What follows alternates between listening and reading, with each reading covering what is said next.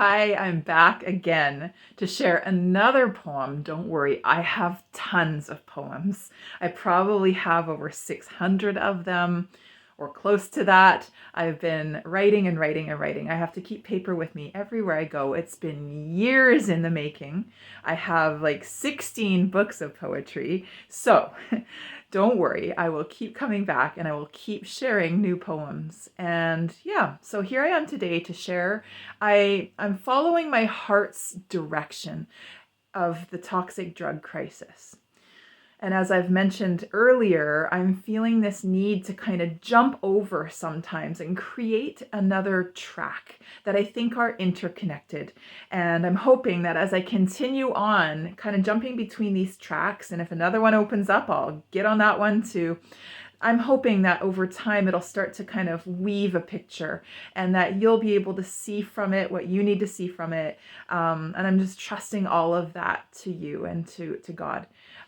So today I want to share kind of like, it's hard to know where to start. So the track that I wanted to hop onto is around healing and this journey of healing that I've been on for the last many years has just been profound. And as I mentioned in my last poem called I Know the Way, for me, this has been led by God. It has brought me back to God. It has brought me to Jesus. It has brought me to salvation. And it has brought me to a walk with the Holy Spirit. And all of this, it's God that has led me.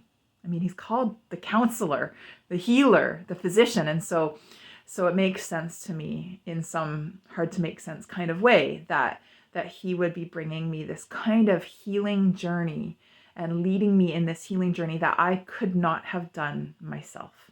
There is so much I could share. I would want to share, and I hope to share over time of my own healing journey, because I think that what we need to do is all of us need to go deep into our healing journey. We need to be able to go deeper. And I think that in going deeper in our own stories, we will be able to see people deeper in theirs. We'll be able to hold space deeper in their stories. And that's a big part of, I think, of us as a collective group of humans doing hard work so that we can actually go down deeper and meet people who are kind of trapped and buried in these deeper realms of deeper hurt. Hence my passion towards the toxic drug crisis. I saw a bus drive by one time and it had this sign and it was advertising for the opera. And the sign said something like, stories so large that they have to be sung. And I think I related so much to that. I am not a singer I do sing sometimes, but I don't connect as being like an opera singer by any stretch.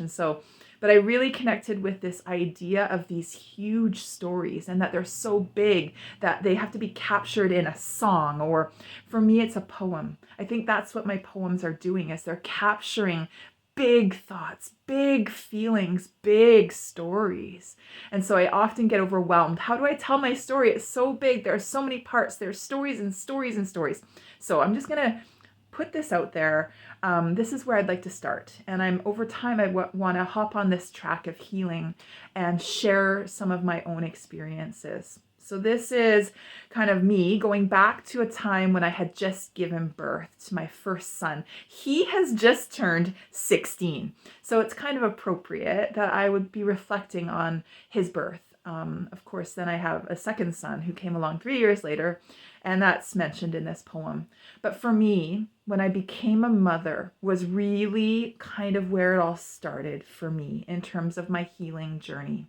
I can look back and recognize that I'd been being prepared and things had been being set the stage for this time, but this was really where it all started to happen.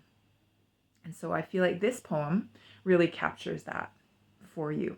It's called What You Birthed in Me. Postpartum depression and anxiety greeted me, opened a door.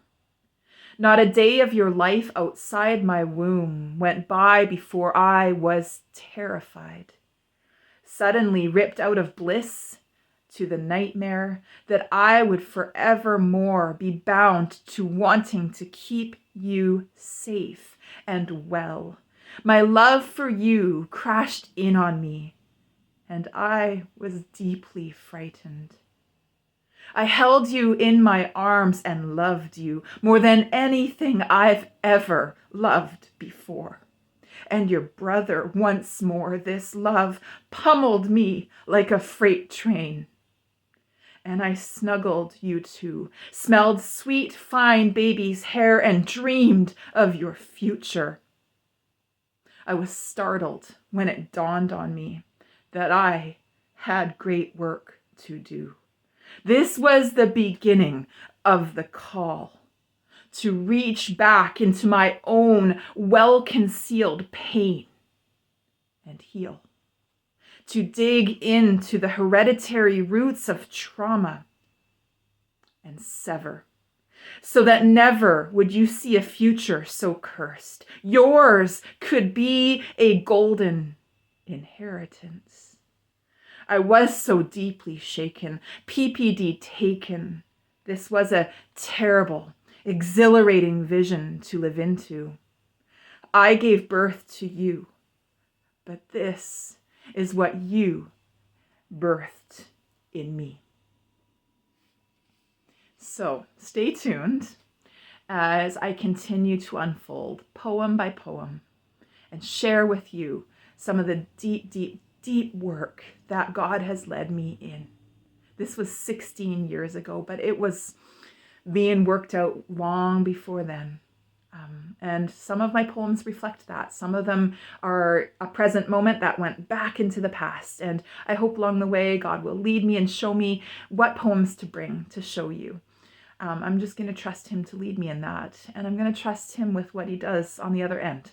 And in some way, I hope that the weaving of these two tracks becomes clear and understandable. Anyways, I leave you with that. Thank you for listening. Share this with anybody who needs to hear it.